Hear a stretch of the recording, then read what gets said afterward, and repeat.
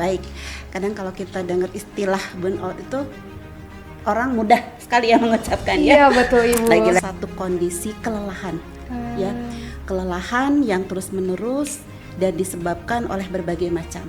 Nah, kalau bicara mahasiswa di perguruan tinggi, tentu kelelahannya disebabkan karena kelelahan secara akademik gitu ya.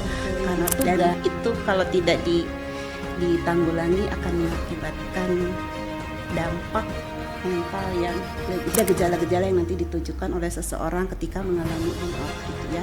Yang pertama dari sisi emosional. Ya, mungkin teman-teman juga satu waktu pernah merasakan ketika dalam perkuliahan kok tiba-tiba sedih ya. Iya, benar Sedih Ibu. tanpa alasan yang jelas gitu Benar ya. sekali, Bu. Berarti itu ada kaitannya dengan emosi gitu ya. Kemudian ada yang namanya depersonalisasi akademik. Kalau kaitannya dengan akademik. Jadi menyepelekan akademik. Jadi pertama tuntutan akademik. Kemudian yang kedua tekanan orang tua. Tekanan orang tua juga bisa menyebabkan burnout Mungkin Ibu. beras ya. Pokoknya kamu IPK-nya harus bagus. Kemudian bagaimana kadang menghadapi seseorang yang introvert itu sulit-sulit gampang ya. Bisa mulai dari misalnya gini, tujuan utama kita ya, ketika kita masuk kuliah, tujuan utama kita. Kemudian apa yang bisa mendukung ketercapaian tujuan utama? Ya, tentunya bukan hanya belajar gitu ya. Kadang segala sesuatu itu bukan hanya tepat menurut diri sendiri gitu ya. Jadi atau terjerumus atau tersesat di jalan yang tepat gitu, ya.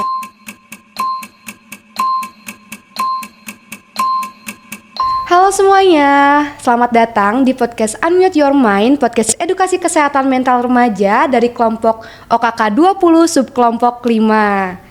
Kayaknya agak afdol banget ya kalau kita belum kenalin, aku Tia dari Fakultas Keperawatan Universitas Padjadjaran. Di sini aku sebagai host, dan di sini kita bakal ngobrolin hal yang seru banget terkait kesehatan mental remaja dan relate banget nih bagi mahasiswa-mahasiswa sekarang, seperti burnout, overthinking, terus juga manajemen waktu. Dan gak kalah penting, kami juga mengundang narasumber yang super duper keren, yaitu Ibu Aat dari Departemen Keperawatan Jiwa. Selamat pagi Ibu. Ya, pagi.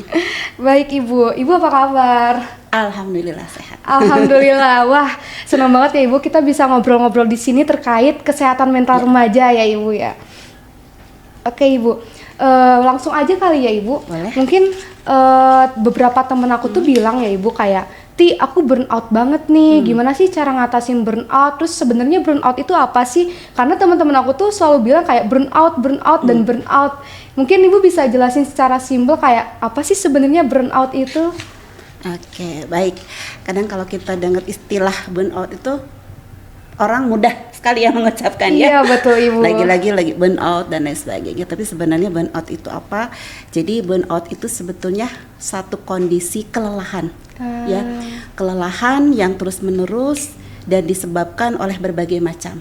Nah, kalau bicara mahasiswa di perguruan tinggi, tentu kelelahannya disebabkan karena kelelahan secara akademik gitu ya, betul, karena tugas dan lain-lain gitu ya. Jadi kondisi kelelahan yang terus-menerus berkelanjutan, dan itu kalau tidak ditanggulangi akan mengakibatkan dampak mental yang lebih berat. Wah, gitu ya Ibu. Berarti burnout itu bukan cuma capek biasa ya Ibu. Ya. Mungkin kayak ada tanda-tandanya. Betul, Biasanya itu gejalanya itu kayak gimana sih Bu? Kayak orang-orang yang ngerasa burnout biasanya kayak gimana deh Ibu? Ya, jadi burnout itu ada gejala-gejala yang nanti ditujukan oleh seseorang ketika mengalami burnout gitu ya. Yang pertama dari sisi emosional. Ya, mungkin teman-teman juga satu waktu pernah merasakan ketika dalam perkuliahan kok tiba-tiba sedih ya. Iya, benar Sedih Ibu. tanpa alasan yang jelas gitu Benar ya. sekali, Bu. Berarti itu ada kaitannya dengan emosi gitu ya. Malas, mau ngapa-ngapain kayaknya malas gitu ya. Kemudian ada yang namanya depersonalisasi akademik. Kalau kaitannya dengan akademik gitu. Jadi menyepelekan akademik gitu. Sudah nggak mau lagi ketika ada tugas, udahlah malas nggak mau ngerjain. Jadi nggak mau tahu tentang akademik gitu. Oh, jadi kayak banyak banget faktornya Ibu ya. Gitu. Nah, Ibu kan biasanya itu kayak kita kan peralihan ya Ibu dari masa SMA Betul. ke kuliah. Ya. Terus kayak banyak banget nih tugas. Terus kita juga pengen ikut berbagai macam organisasi. Ya. Kita juga pengen ikut UKM yang seru banget. Apa juga volunteer gitu Ibu. Nah, biasanya tuh penyebab paling besarnya itu yang biasanya dirasain itu burnout-nya tuh karena apa sih Bu gitu? Iya. Jadi burnout itu banyak faktor yang bisa menyebabkan ya. Jadi yang pertama tentunya kalau ini kaitannya dengan burnout secara akademik, tentunya penyebabnya tuntutan akademik Iya, betul, tugas Ibu. Ya dan lain sebagainya. Paling tadi dikatakan masa transisi dari SMA kuliah.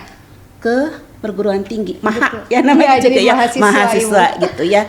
Jadi tekanan akademik itu menjadi pemicu yang utama kalau kita bicara burnout di akademik. Ya entah tugas atau ujian tulis ya. Tadi Tia dari keperawatan itu kan luar biasa ya. Iya, wah luar biasa banget gitu sih ya. Bu. Ya jadi pertama tuntutan akademik. Kemudian yang kedua tekanan orang tua. Wah, tekanan orang tua juga bisa menyebabkan burnout Mungkin Ibu. ngerasa ya, pokoknya kamu IPK-nya harus bagus. Wah, berat Minimal 3, sekian gitu ya. Waduh. Kan ketika dapat tekanan seperti itu kan akhirnya menjadi buat diri sendiri kan jadi gimana gitu ya. Saya harus dapat sekian. Jadi ada stresor yang memicu itu gitu ya. Kemudian dukungan sosial. Teman di kampus ya. Kadang kan kalau saya lihat fenomena mahasiswa baru itu permasalahan yang paling sering disampaikan itu kaitannya dengan circle. Wah, bener banget nih Bu. Seru kalau bicara circle. Nah, Iya. itu juga menjadi faktor yang bisa menyebabkan burnout.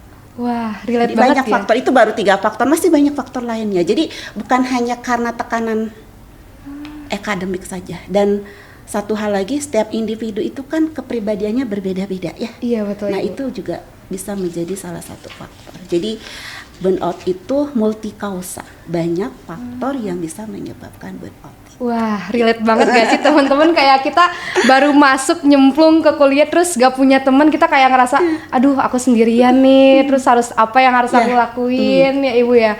Terus Ibu dari survei kecil yang kami lakuin itu katanya itu banyak sekali mahasiswa ketika pulang ke kos itu ngerasa sepi banget, terus juga overthinking yang berlebihan. Mungkin di kampusnya itu dia produktif banget, saat pulang dia nggak bisa ngendaliin overthinkingnya gitu. Mungkin kayak ada tips buat overthinking atau ngebedain overthinking biasa sama overthinking disorder gitu Ibu. Iya, jadi overthinking itu kan banyak terjadi ya, apalagi di kondisi saat ini ya. Jadi overthinking itu kita berpikir sesuatu secara berlebihan. Segala sesuatu padahal itu belum terjadi gitu. Jadi oh nanti saya mau ujian nanti gimana, dan terus. Akhirnya segala sesuatu dia overthinking ya. Nah, itu yang nanti akan berkelanjutan. Burnout itu bisa disebabkan karena overthinking juga gitu. Oh, gitu Ibu. Ya. Jadi ketika kita sering overthinking, burnout bisa terjadi. Kecemasan juga bisa. Dan ada masalah-masalah gangguan mental lainnya barangkali nanti lebih berat. Padahal kita berbicara overthinking. Iya, ya, benar. jadi dampaknya luar biasa. Jadi segala sesuatu kita pikirkan terus. Boleh kita memikirkan sesuatu, tapi maksud saya ketika ada sesuatu kita berpikir bagaimana cara mengatasinya. Ya, tapi kalau ini segala sesuatu itu kadang negatif gitu. Karena kalau overthinking kan relatif negatif ya, iya, yang dipikirkan gitu. Nanti begini, seringkali hal yang negatif gitu. Itu kaitannya dengan overthinking. Berarti langkah awal yang kita lakuin mungkin tenangin diri dulu gitu. Betul, Bu. ya. Apa kayak kita juga harus cari dukungan suportif dari teman-teman ya. Iya. Terus kalau misalkan ada orang nih kayak dia introvert banget, terus dia juga overthinking parah, nggak bisa sosialisasi. Mungkin apa yang harus dia lakuin gitu Ibu? Iya. Jadi kadang menghadapi seseorang yang introvert itu sulit-sulit gampang. Ya, saya mengatakannya sulit-sulit gampang supaya ujungnya gampang. Oke, kalau gampang-gampang sulit, ujungnya pasti sulit. Ya. Gitu, Ibu. Jadi sulit-sulit gampang. Jadi perlu orang yang orang yang memang dia percayai. Ya, dan memang harus berproses, kita nggak bisa sekaligus ya. Jadi kalau misalnya ada seseorang yang dekat dengan dia, orang tersebut yang itu harus mencoba membantu kira-kira apa permasalahan dan lain-lain, supaya nanti kita tahu apa yang terjadi untuk mengurangi nanti tadi overthinkingnya itu ya. Jadi kadang kalau introvert itu kan lebih banyak menyendiri ya. Iya, biasanya. betul Ibu. Jadi lingkungan sekitarnya yang mencoba untuk mendekati dia. Karena kalau menunggu dia minta bantuan ke kita, nggak bisa, sulit nantinya. Sulit banget ya. Jadi orang sekitarnya yang kayaknya dia perlu ada sesuatu deh, coba saya dekati. Tapi memang perlu waktu. Karena membangun kepercayaan juga kan susah, sangat waktu, susah gitu. Ibu. Bisa, tapi perlu waktu gitu. Okay. Jadi itu dibutuhkan kepedulian lingkungan sekitarnya kalau berhadapan dengan introvert. Tapi bisa. Sangat bisa berarti Ibu. Sih bisa. Hanya barangkali prosesnya yang perlu waktu, tapi bisa. Tapi juga mungkin Ibu ya, kayak misal nih kita udah cerita ke orang, terus tapi tiba-tiba mungkin orang itu juga ngerasa capek, kayak mungkin kita nyerap energi orang yang lagi diceritain. Kayak gimana sih langkahnya supaya energi kita juga tetap terjaga saat mendengar orang cerita gitu. Iya. Jadi karena juga saya juga sering dengerin mahasiswa curhat, betul ya.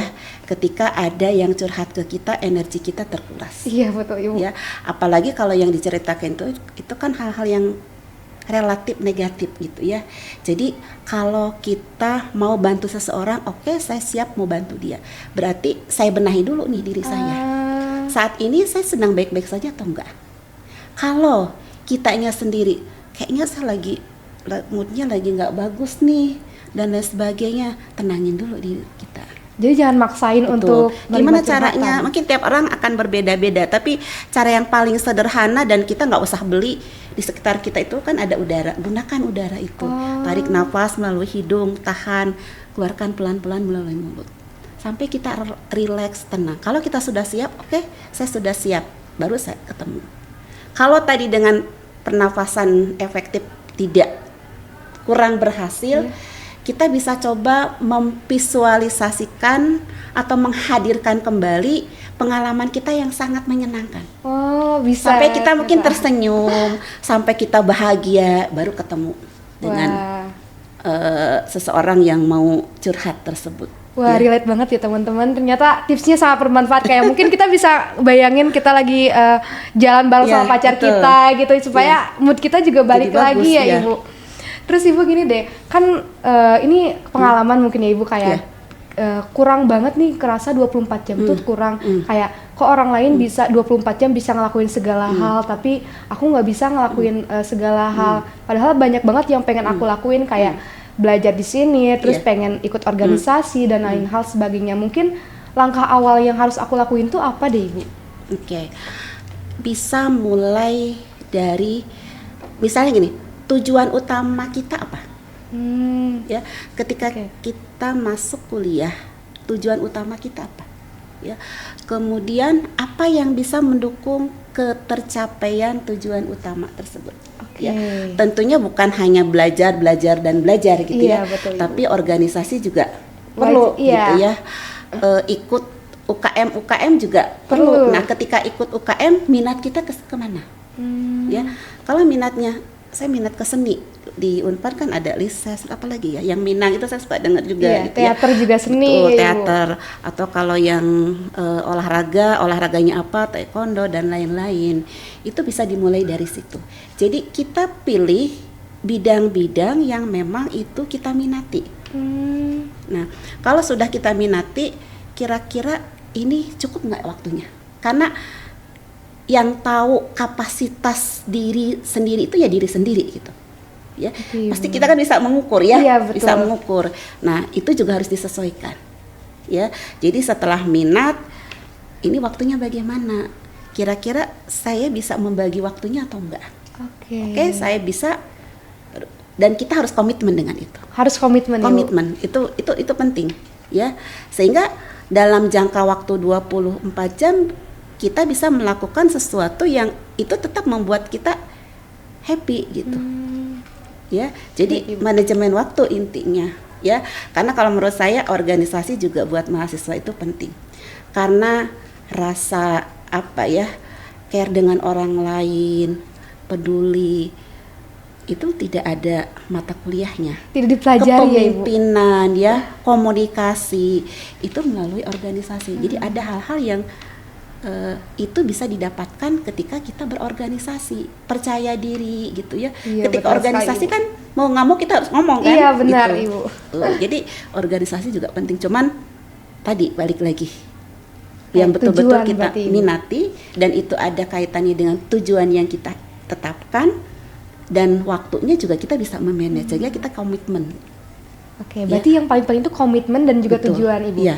Berkaitan dengan tujuan Ibu. Kadang banyak teman-teman saya yang bilang kayak mungkin dipaksa untuk masuk ke jurusan tertentu oleh orang tuanya sehingga mungkin nggak tahu nih tujuan hidupnya itu kemana. Makanya langkah selanjutnya yang mau dia lakuin juga nggak tahu. Mungkin ada salah satu langkah atau beberapa motivasi supaya dia bisa nentuin tujuannya itu Ibu. Ya, jadi masuk ke jurusannya karena orang tua gitu Iya, ya. betul. Kalau saya sering bilangnya itu terjerumus di jalan yang tepat. Wow, terjerumus di jalan yang tepat Ya, nih kita Bu. terjerumus ke situ, tapi bisa Oke. jadi itu justru yang tepat gitu. Kadang segala sesuatu itu bukan hanya tepat menurut diri sendiri gitu ya. Jadi atau terjerumus atau tersesat di jalan yang tepat gitu ya. Jadi kalau misalnya terjadi seperti itu karena memang ternyata banyak juga ya mahasiswa yang masuk ke satu fakultas itu karena amanat dari orang tua betul. gitu ya. Kadang karena orang tuanya tidak cita-citanya tidak terlaksana, terwujud, akhirnya anaknya yang harus melanjutkan itu gitu ya. Nah, ada beberapa hal yang barangkali nanti bisa dilakukan ketika kondisinya seperti itu ya. Yang pertama, kalau kita sudah misalnya beberapa waktu jalani ternyata saya nggak bisa ya, mau dilanjut pun ini pasti akan tidak maksimal hasilnya ya. Jadi kalau di awal-awal sudah seperti itu harus buat keputusan. Walaupun sulit ya, pasti akan mengecewakan orang tua dan lain-lain ya. Tuh, jadi kalau memang dari awal sudah merasa kayaknya saya nggak nyaman di sini, ini bukan bidang yang tepat buat saya gitu. Kalau semua fakultas kan rasanya ada dosen walinya ya. Iya betul Nah, Ibu, ada dosen itu kan wali. bisa cerita dengan dosen walinya. Kemudian mungkin bisa ngobrol baik-baik dengan orang tuanya bahwa jujur bunda atau ayah, aku nggak nyaman nih kuliah di sini gitu ya. Kalau nanti dilanjutkan juga pasti akan didiskusikan intinya. Berarti ya. butuh keberanian dong Ibu. Betul, butuh keberanian. Ya, nah, tuh artinya kan stop gitu ya. Iya betul Ibu. Karena kalau di Unpad kan kalau boleh alih prodi itu boleh. Oh boleh Ibu. Boleh. Jadi semester berikutnya alih prodi, tapi ada batasan semester, saya lupa ya semester berapa itu boleh alih prodi. Ya gitu. Kemudian yang kedua, saya mau tetap lanjut nih karena bisa jadi nanti pelan-pelan rasa cinta, rasa sayang terhadap itu kan mungkin akan tumbuh gitu ya. Saya masih bisa nih bertahan karena misalnya saya lebih ingin membahagiakan orang tua saya nggak apa-apa, saya mau lanjut di sini, minimal saya selesai dulu. Jadi ada dua pilihan. Ibu. Ya, dan hidup itu kan sebenarnya pilihan. Ya, kita mau benar, milih Ibu. A atau B. Ya, dan itu ada kaitannya dengan kebahagiaan. Kebahagiaan itu harus diciptakan. Ketika saya pilihan hidup A, itulah kebahagiaan yang ingin saya ciptakan gitu. Wow, one note sih teman-teman, ada dua pilihan dan hidup adalah pilihan ya Ibu. Kalau misalnya kalian mau seneng ya pilih yang seneng, kalau mau berjuang ya pilih yang berjuang mungkin ya Ibu. Karena kita mau bahagia, kita mau happy, kita yang menentukan sebetulnya. Berarti kebahagiaan itu bukan ditemukan tapi diciptakan, betul Ibu? Ya, bukan ditemukan, dicari, diciptakan ya. Oke Ibu. Terus Ibu, ini misalnya nih kayak aku udah burn out parah, mungkin motivasi kecil dari Ibu supaya aku bisa bangkit lagi dari burnout itu apa deh Ibu? Ya, kalau saya gitu ya, karena kadang saya juga sama ya manusia. Satu waktu ada kondisi yang aduh kayaknya capek nih segala macam ya. Saya kadang balik lagi kembali lagi ke apa sih yang saya cari? Gimana saya caranya untuk saya bisa bangkit lagi? Ya, misalnya gini. karena saya dosen pasti kan lingkungan saya mahasiswa gitu ya. Iya betul Ibu. Jadi saya imajinasikan ketika saya ketemu mahasiswa dia sudah berhasil atau bagaimana gitu ya. Yang awalnya saya tahu persis mahasiswa itu karena misalnya rutin setiap bulan datang curhat ya, tahu permasalahan dia, pas ketemu lagi dia sudah jadi sesuatu gitu ya. Keren banget. Nah, itu saya imajinasikan kembali. Jadi saya hadirkan sesuatu yang itu membuat saya kembali bahagia dan termotivasi. Atau ketika saya melakukan ini ada sesuatu yang bisa saya dapatkan, entah itu uang atau apapun gitu. Itu biasanya itu yang saya lakukan gitu. Berarti yang paling penting mungkin kita paling mudah kayak pengen sesuatu apa nih gitu ya Ibu ya. Yang membuat kita bahagia gitu. Yang membuat kita bahagia. Atau kalau saya misalnya karena saya sudah berkeluarga, saya jalan sama keluarga gitu. Itu kadang ini lagi gitu. Buat misalnya, bahagia lagi. Di kantor sudah udah capek segala macam gitu. Yuk kita jalan. Biasanya balik lagi gitu. Moodnya muncul lagi. Betul. Gitu ya Ibu. Nah terakhir nih Ibu, mungkin ada pesan untuk teman-teman di luar sana yang mungkin lagi ngerasa capek, burnout atau kayak lagi ngerasa kesepian karena nggak bisa sosialisasi di kuliah gitu Ibu. Mungkin boleh. Iya. Kalau kondisi-kondisi seperti itu ya untuk menguranginya salah satunya adalah bagaimana kita melakukan self care. Self care. Memanjakan diri sendiri dengan hal-hal yang sederhana, sederhana, murah gitu dan sesuai dengan minat kita atau hobi kita. Misalnya kalau perempuan kan mungkin tidak hanya perempuan ya, laki-laki juga skincare ya, iya, maskeran dan lain sebagainya, itu kan sesuatu yang membuat kita bahagia. Jadi luangkan waktu walaupun hanya beberapa menit untuk diri sendiri, apapun itu. Pokoknya saya mau jalan aja, nggak apa-apa, lari-lari misalnya di kampus karena itu membuat bahagia, ya itu lakukan gitu ya. Jadi lakukan sesuatu yang membuat kita bahagia, luangkan waktu untuk diri sendiri. Walaupun hanya beberapa menit, walaupun katanya ada yang bilang waktu 24 jam tuh kayaknya nggak cukup gitu ya. Masa sih dari 24 jam itu nggak ada tuh waktu kita sisihkan 5 menit untuk menghargai diri sendiri, mencintai diri sendiri, menyayangi diri sendiri ya. Tadi menghargai, memuji, terima kasih Aat, kamu hebat, sudah sampai di titik ini ya. Bisa kuliah di Unpad dan sebagainya, itu sampaikan pada diri sendiri. Mungkin nggak banyak orang yang ternyata perlu ya kita memuji diri sendiri, tapi bukan berarti sombong gitu ya, karena kalau bukan diri sendiri siapa lagi? Iya betul ya? Dan satu hal, musuh terkuat kita adalah diri sendiri. Betul ya? Ibu. Sehingga obatnya adalah diri sendiri. Betul. Berarti teman-teman sebelum kita ke hal yang besar, kita dari hal yang kecil dulu ya Ibu. Dari mulai mencintai diri sendiri, mungkin jajan makanan yang mungkin enak banget gitu ya Ibu. Kan es krim, coklat, kan jarang ya orang makan es krim, makan coklat sambil ngomel-ngomel, ada nggak? Bener Ibu.